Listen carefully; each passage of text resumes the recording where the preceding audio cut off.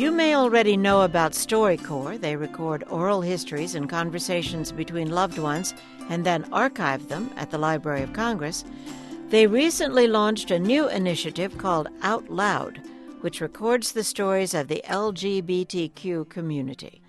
To kick things off, Darnell Moore. When he was a teenager in the late 1980s, Darnell lived in Camden, New Jersey. Back then, he didn't know that he was gay, but he did know he was an outcast. At StoryCorps, Darnell told his friend Brian Epps about growing up in his neighborhood, and a warning, you'll hear some disrespectful language. At 13, I was a nerd. I took such great pride in wearing dress pants and button-up shirts, unfortunate white socks, like I was a preacher. And my grandmother would send us to the store, and I hated going to the store because I know that somewhere between my grandmom's house and the store would be somebody wanting to pick on me for some reason.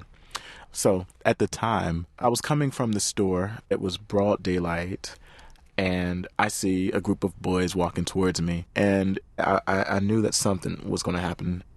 As they approached me, they called me names, faggot, sissy, and they had a milk carton. I didn't know what it was filled with, but it spilled a bit, and it was gasoline. My next-door neighbor was one of the young men, and he emptied the gasoline on me. I recall him attempting to light a match, and it just wouldn't light. That happened about 3 times. And by the time he tried to light the match again, my aunt had came outside. I just remember my aunt dragging me to the local hospital with gasoline in my eyes. And I smelled like that for like 24 hours. I was never really angry. I just was embarrassed. You know, I was picked on in front of teachers, in front of adults on streets. So I was used to it. And I don't know why it took me into adulthood to actually get in my head that that was literally somebody trying to end my life. Do you know where they are now? I don't. Actually, I tried to search for the one neighbor in particular who poured the gasoline on me. And it's so funny, you know, in recalling this story, even while the other guys are punching me, I was only focused on him because I think I've always wanted his friendship. I just never imagined that a kid who knows your name, who lives in the same neighborhood with you, would want to do something like that.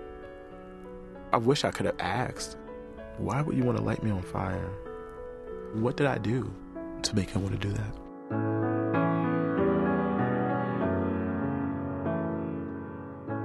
Darnell Moore speaking to Brian Epps in New York. Darnell now mentors LGBTQ teens.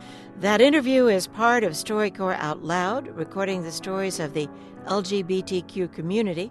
If there's someone you would like to interview, or if you'd like to add your own story to the Library of Congress, visit StoryCorps.org.